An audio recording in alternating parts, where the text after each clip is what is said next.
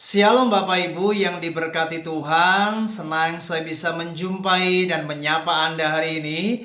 Mari Bapak Ibu kita akan merenungkan firman Tuhan. Dan firman Tuhan yang singkat di hari ini saya akan beri tema sukacita di dalam Tuhan. Mari kita akan membaca surat Filipi pasal yang keempat, ayat yang keempat. Firman Tuhan berkata, bersukacitalah senantiasa dalam Tuhan. Sekali lagi kukatakan bersukacitalah. Saudara, tema besar dari surat Filipi ini adalah bersukacita. Dan yang menarik, yang luar biasa adalah bagaimana sang penulis surat Filipi ini, yaitu Rasul Paulus, tatkala ia menulis surat kepada jemaat di Filipi, ia sebenarnya sedang berada dalam situasi di penjara. Rasul Paulus bukan berada dalam situasi yang menyenangkan, namun di tengah keadaannya yang sangat menderita, yang sangat sulit di dalam tekanan, ia mampu memberikan sebuah wejangan, nasihat kepada jemaat di Filipi.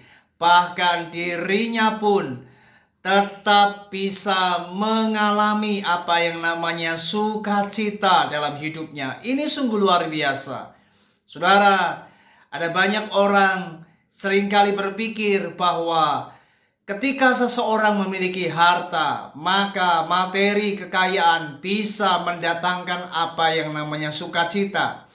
Namun faktanya adalah tidak sedikit orang yang bergelimang dengan harta kekayaan. Mereka kaya raya, mereka tidak kekurangan, mereka orang-orang yang selalu memiliki kekayaan yang melimpah, tetapi hati mereka tidak bisa mengalami sukacita. Ini artinya kekayaan, materi, uang tidak menjamin seseorang bisa mengalami sukacita. Namun ada satu hal yang penting saya mau sampaikan. Di tengah keadaan yang sulit sekalipun, maka sebagai anak-anak Tuhan, kita bisa bersukacita. Jadi saudara, jangan hanya karena keadaan yang menyenangkan, situasi yang baik, membuat kita bisa bersukacita. Ingat saudara, sukacita di dalam Tuhan tidak ditentukan oleh karena situasi dan keadaan. Kalau karena situasi, kalau karena keadaan, maka sukacita itu hanya bersifat sementara dan tidak akan pernah bisa bertahan lama. Tetapi jika kita memiliki sukacita yang datang dari Roh Kudus, maka saya percaya sekalipun kita dalam tekanan, sekalipun Anda di dalam masalah, sekalipun keadaan kita mungkin kurang menyenangkan, kurang baik, maka Anda akan tetap bisa bersukacita menghadapi apapun. Mari kita lihat Habakuk pasal yang ketiga, saudara.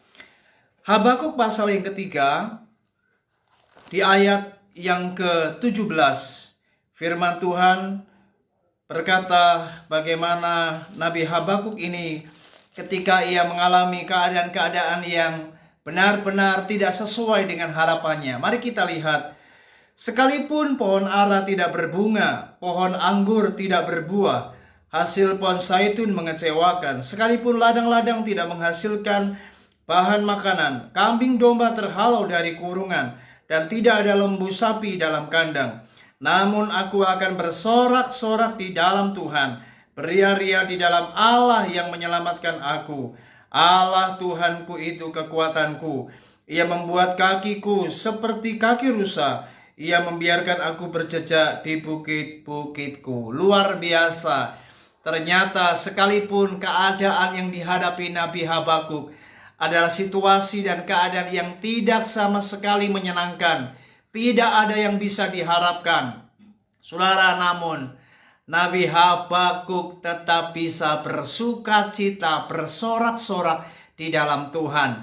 Dan ternyata sukacita di dalam Tuhan itu adalah kekuatan bagi kehidupan orang percaya. Oleh sebab itu, mari sebagai anak-anak Tuhan, Tuhan mau kita bersukacita di dalam Dia.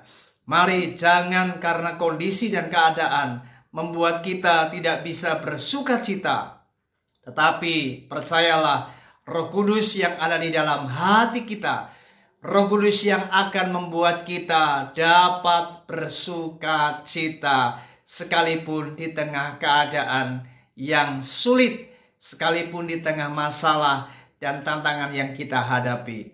Mari bersukacitalah, tetaplah semangat, tetaplah bersorak-sorai di dalam Tuhan. Sebab apapun yang kita hadapi, Tuhan tidak akan pernah meninggalkan kita. Dan Dia tidak akan pernah tinggal diam. Dia pasti akan menolong dan menyelesaikan. Bahkan Dia pasti akan memberikan pertolongannya, jalan keluar bagi apa yang kita hadapi di hari ini. Puji Tuhan, selamat beraktivitas. Tuhan Yesus memberkati kita. Shalom.